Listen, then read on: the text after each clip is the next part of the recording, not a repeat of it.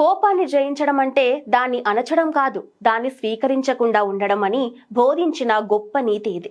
ఒకసారి గౌతమ బుద్ధుడు తన శిష్యులతో కలిసి గ్రామంలో సంచరిస్తూ ఉండగా ఒక వ్యక్తి కారణం లేకుండానే బుద్ధుడిని తీవ్రంగా దూషించాడు. ఎన్ని కఠినమైన మాటలు అన్నా బుద్ధుడు మాత్రం ప్రశాంతంగా చిరునవ్వుతోనే ఉన్నాడు.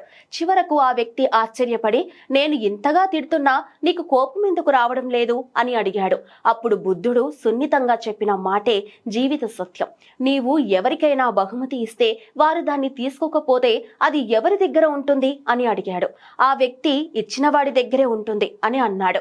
వెంటనే బుద్ధుడు, అలాగే నీవు కోపాన్ని ఇస్తున్నావు, నేను స్వీకరించట్లేదు, కాబట్టి ఇది నీ దగ్గరే ఉంటుంది అని చెప్పాడు. ఈ మాట విని ఆ వ్యక్తి ఆశ్చర్యపోయాడు. ఎదుటివారి మాటలను మనసులోకి అనుమతించకపోతే కోపం మనపై ప్రభావం చూపదు అని ఈ కథ మనకు చెబుతుంది. శాంతం మనకు రక్ష, కోపం మనకు శత్రువు.